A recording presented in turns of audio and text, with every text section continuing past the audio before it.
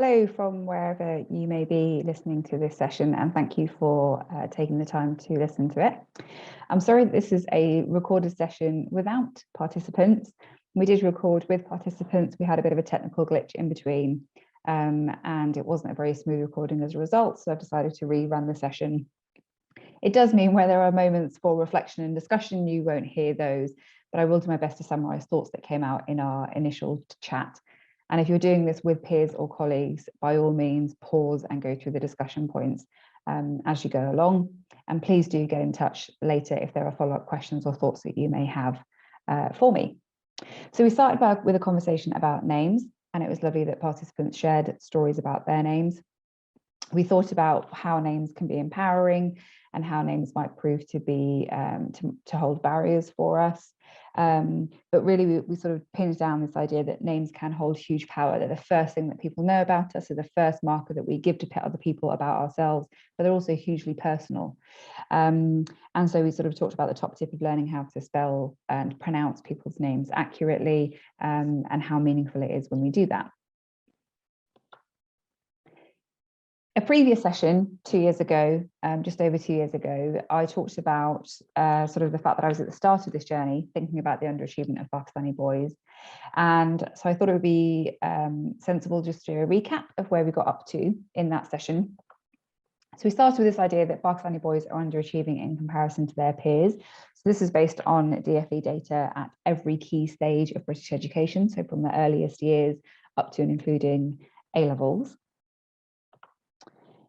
We then moved into research that suggested that Muslim is actually a more suitable label to Pakistani.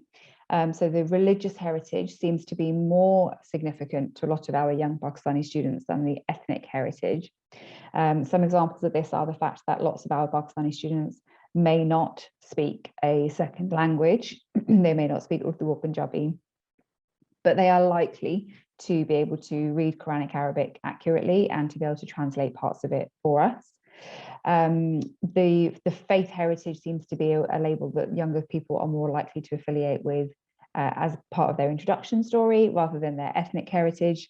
And so the use of the Muslim as a term actually feels more accurate here, and it does capture experiences in a slightly different way. And when we know that, we shouldn't ignore life outside school for Muslims in Britain. So in our previous session, I talked about the rise of Islamophobia, high numbers of families in multi-generational households for a lot of our Muslim communities, and the pressures that might bring, overrepresentation in low-income groups, the common trend of having at least one parent who was not educated through a British education system and perhaps not educated in any formal education at all. The generational attainment gap. These young Muslim students are not our first to be behind their peers academically. They're about the third generation of where we're seeing this gap. And as a result of that, we want change. And I proposed a sort of three-pronged attack to trying to fix this. We had anti-racism education, parental engagement, and reading. So today I want to extend this work for us. And I want to think more about what we've done since, but also how my academic understanding has evolved slightly. So in our previous, where we would have talked about life outside of school kind of being a separate question, so it helps put into context underachievement, but a separate question to underachievement. I now propose that actually it would make more sense to talk about the two things together. And if we can somehow bridge that sense of belonging that might be missing elsewhere, then the progress and achievement and attainment would follow. So perhaps a subtle difference, but quite an important one that's been on sort of our radar in the last 2 years. So the academic support, the new support that I've started to use, what we've been up to at the Royal Grammar School, High Wycombe, what I think we need to do next, and then any time for thoughts, please do send those in to me later. So academic support then, and this has sort of come in a variety of strands, and it's come out of an interest in lots of different areas, and it's me sort of threading them together.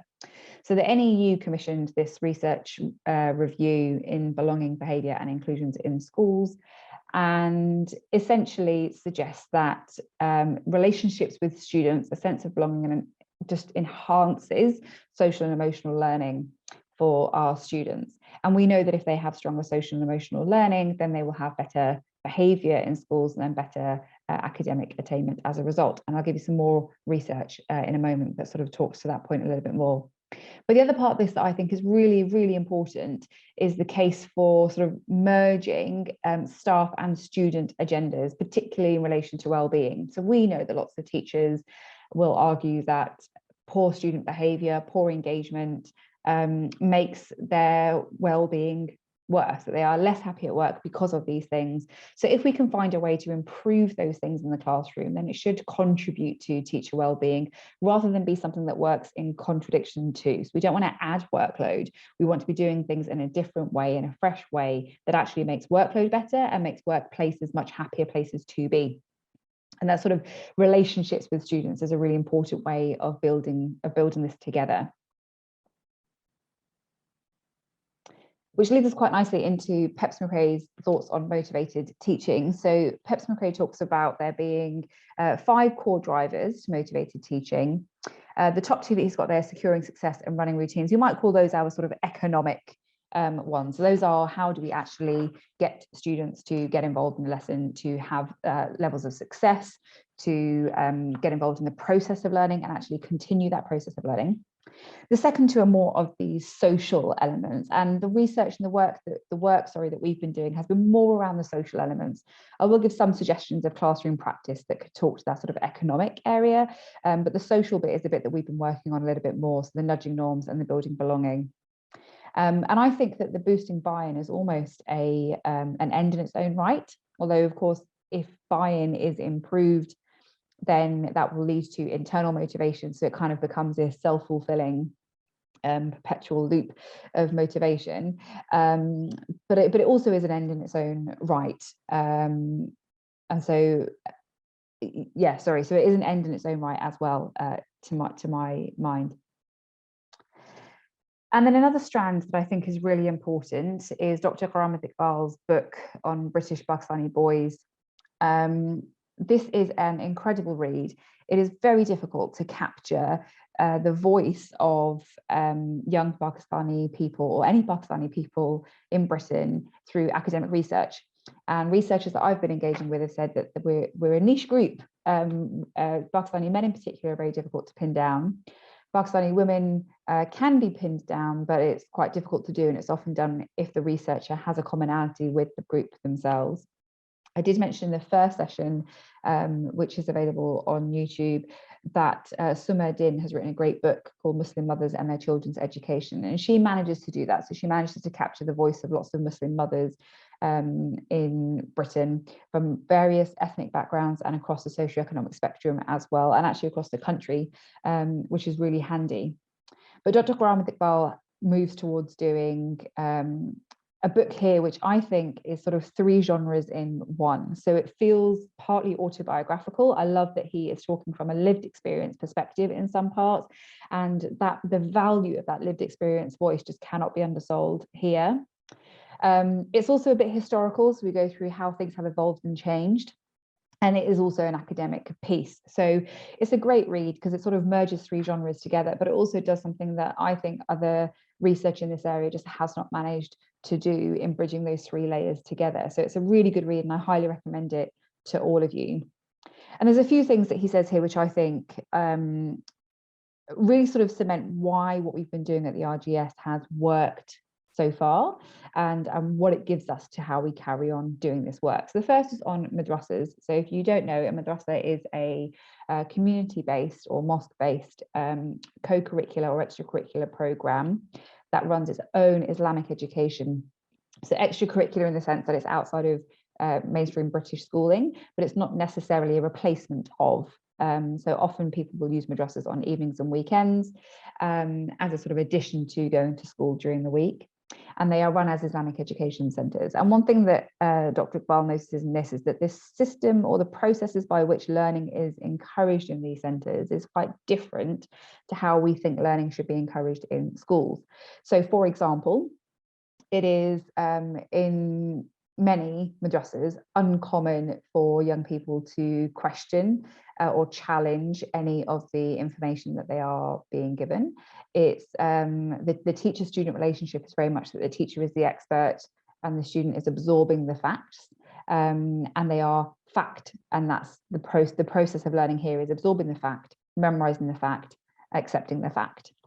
One thing I would caveat here is that there are movements away from this, and in High Wycombe there are two in particular sort of madrasas, I suppose, but I don't think they're called that, Islamic education centres, who are doing things quite differently. And one of them actually was set up by teachers, and their learning process is very different. And Dr. Graham Iqbal did attend the session, and we've had a chat since about how we might start bring some conversations between these centres to see how to move it forward. So there is movement happening, but it's not as widespread perhaps as we'd quite like it to be just yet. The other is about cognitive comfort. So if you guys might remember, the learning pit that went around was quite a popular sort of diagram in education a few years ago. Perhaps it still is, on where we get to when we're most comfortable in learning. And Dr. Iqbal calls this the cognitive comfort, so the space that we're most comfortable in learning and expressing ourselves in. So the way that I've played on this is that lots of Muslim students will choose GCSE RS, and I teach Islam and Christianity. So instead of starting with Christianity and going into Islam, as is the order of the specification, I start with Islam. I know that I can get the students talking to me. I know that I can get them engaging fully in that. I know that they have enjoyed it more, and I get to see what they're capable of doing. How much can I push them? What can their quality of writing be? How much are they? How confident are they in writing in a particular structure, for example? How well can they articulate themselves verbally? How well can they connect dots together? And then once I know they can do this with content that they're comfortable with, it gives me a really good judge of how to challenge them and push them in content that they're not comfortable with and content that is completely new. But I now have that as a benchmark. So I've sort of been exposed to that comfort first. And then the final point is about communities being an absolutely invaluable resource. And I'll go on to this a little bit later in when I talk about what we've done, but it's about showing connectedness with students. And it's not just about parental contribution or attendance at things, but it's about active engagement with parents, with stakeholders, but also within the wider community. And we know that these are things that make a big difference to how to engage our Muslim students.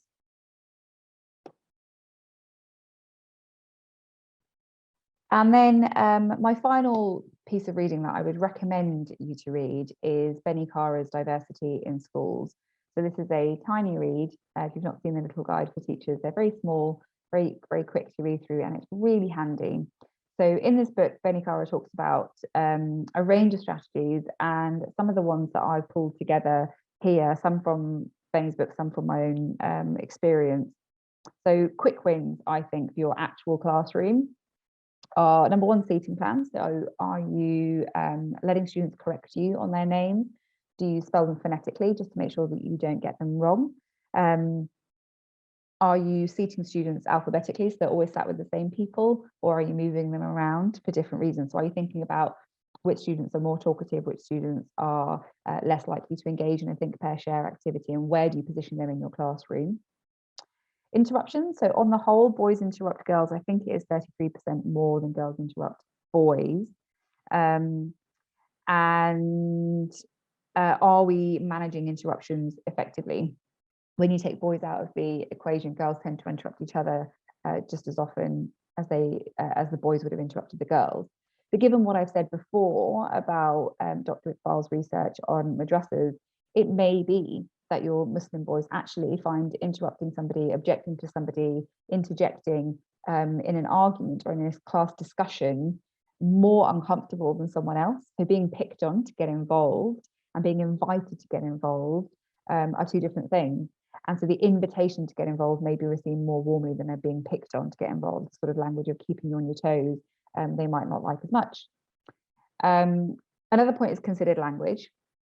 So many of us might think that gone are the days where we would say things like, I need two strong boys to move these boxes, or do people eat this where you're from? But you'd be surprised how often those things are still commonplace phrases.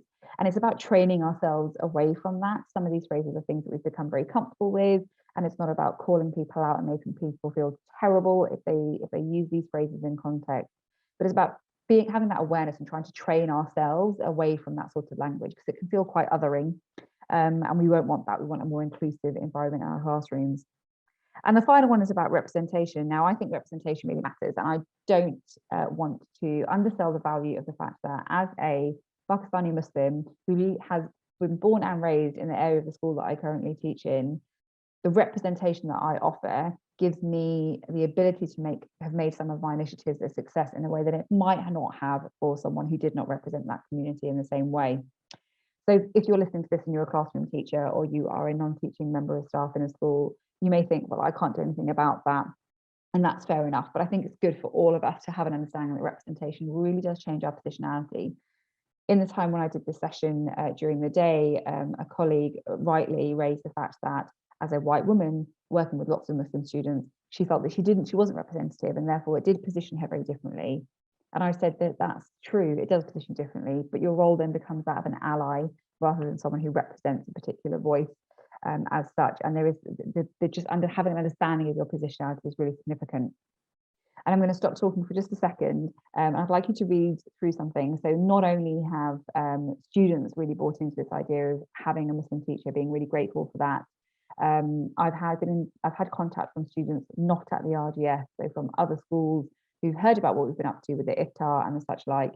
And this is one of the messages that I had come through on that.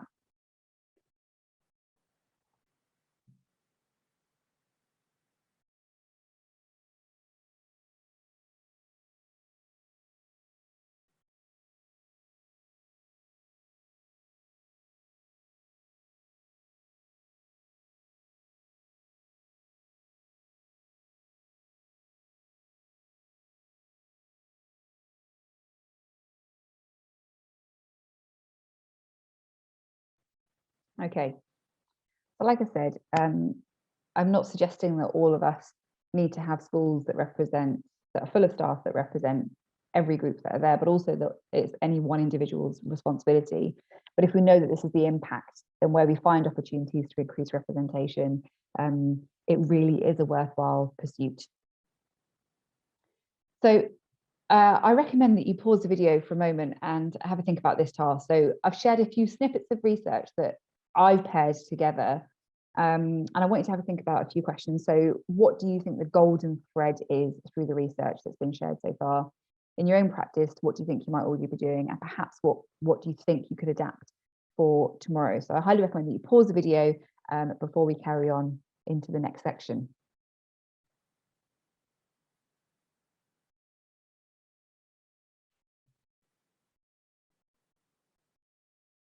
Welcome back. So the next section is really what we've been up to. And in the last session that I delivered, I talked about anti-racism, reading ages, and parental engagement. Anti-racism, I'd say, has been paused in some ways, and not in others. So from the classroom perspective, we've seen some movement. History have been working on decolonizing the curriculum. They've talked about diversifying their curriculum. They've introduced concepts such as migration. They really want to talk about the 1947 partition of India, and they've made waves in how they're doing their curriculum. We've done similar things in the RE department, but ultimately anti-racism is about the ethos and values of a school and how we do everything, not just the curriculum that we teach. At the RGS, we're not quite there yet. So there is lots of grassroots groundwork happening, but we're not quite at the point where it's part of the vision, values, and strategy of the school. And for me, that's how really effective anti-racism education would work. So we've made a few ripples, but we're not quite at this point of waves.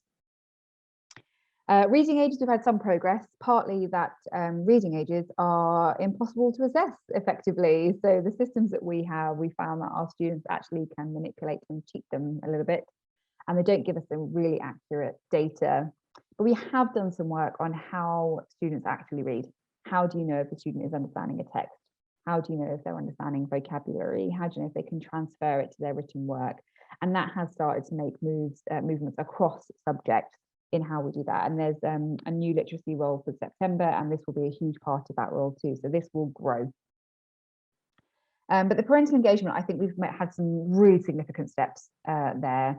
And I'd like to talk a bit more about how that happened, but it's mapped with how I've taken the other research that I've said, mentioned, and put that into a sort of action. How have we actually actioned it to see some tangible outcomes? I'm going to pause again, just for you to read this. So this is a poem written by one of my students in year 13, and I've known him since year 7, and it's extracts. It's a much longer poem.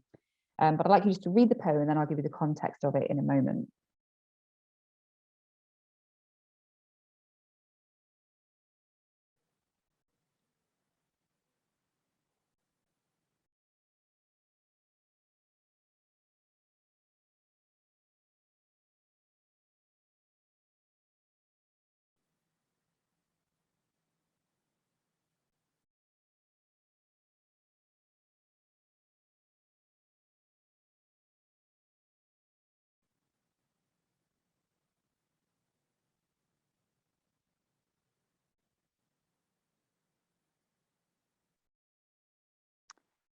So the context of this is that my student who wrote this is an Ahmadi Muslim by his own definition. And in year 7, he wouldn't say this. He would just say, I'm Muslim, mom, but a bit different to some of the others. And I wasn't really sure what that meant. And he was picked on by peers. So for those who aren't clear about this, in the Pakistani community, there are very few Ahmadi Muslims in comparison to the Sunni majority. And I think the next biggest majority is actually Shia Muslims. And some Sunni Muslims, Pakistani Muslims particularly, would go as far as to say that Ahmadi Muslims don't count as Muslim. And they are ostracized and experience a fair amount of discrimination in Pakistan. And there are movements of that in Britain as well. And he said that he was picked on for this in year 7. And as the years went on and we've done more of the inclusive classroom practice, and there's been some tweaks to our curriculum, he's just become more and more confident in talking about what it is that he believes. Flash forward 5 years, and he now was one of the leaders of our iftar committee. On the stage, we had representation of 5 main religious, either denominations or schools of thought, this chap being one of them. He prays alongside the other Muslims in the prayer room, which we would not have had 5 years ago. So this year, Muslim boys prayed in a separate room to the Sunni Muslim boys, and any Ahmadi students would have prayed on their own separately as well. They now all pray together in the same room, all led by one person at a time. And he's written this poem, and he's written another poem as well about social justice. And in his own words, he has said that if it weren't for our lessons, our conversations on the playground, our chats in the library, and his involvement with the iftar, he would never have had the confidence to do this. So it has had, for me, a really tangible impact. So the iftar this year then was significantly larger than ones we've done before. So I talked before about having ones that were about 150 people. And we had a student committee, as I mentioned, and we had a parent committee, and I coordinated the two together. We had parents who cut up the trays of fruit for us. We had parents who came to set up the room. We had a local caterer, Khan's Catering, if anyone's interested, amazing food, who did the catering for us at a reduced rate, also came and set up and cleared up for us on the day without a charge. We had the fruit and the drinks provided by a local grocery store at a reduced rate. The balloon arch that you can see on the stage down in the bottom, I made that, and so I have to share that because it's the biggest thing I've been proud of throughout this entire event, and everyone doubted me, but I did it, and I'm so proud of it. And the students ran their own event, so the sort of order of speeches, they designed their speeches. They required some coaching because they'd never done public speaking before, none of them. But they all told me what they wanted to talk about. They talked from the heart, and they talked in their own ways. So one student recited a nasheed, which is, I guess, an Arabic hymn, perhaps is the easiest way to explain that in English. Another student recited a poem, another one did a Quran recitation with the translation, another who can't fast in Ramadan wanted to do a speech about why he cannot fast, but how he maximizes the use of the month in other areas. So a really eclectic mix of things that wanted to be said. There was no real thread that connected them all together. But they all spoke about things that mattered to them. That cognitive comfort idea really came into play there. And they required some coaching from me on their public speaking, but by the end of it, every single one of them that stood up had a room of 300 people in pin drop silence listening to them for about 35 minutes. And it was just incredible. And I couldn't be more proud of them. But that cognitive comfort element really sort of came into play. And you can see how we've sort of brought in the community groups. So we've now got that contact with the local caterer. We've now got that contact with the grocery store. We've got the contact with the company that made us the favours, and all these sort of nice little touches that we did. And up in the top right, you can see that's actually part of what we did next. So after the event, I wanted to know how we can really maximise the benefit of this for the community involvement, the parental engagement, and then an ongoing pattern of change. So we hosted a thank you tea for the parents that supported on the event. We actually had a student at the school who make the cakes for us. It's called Rishi's Whips and Bakes on Instagram if you're interested, and they're delicious, pistachio cake in particular. So we hosted a thank you tea, and we basically had a huge roundtable discussion. So it was me, the deputy headmaster, and the headmaster.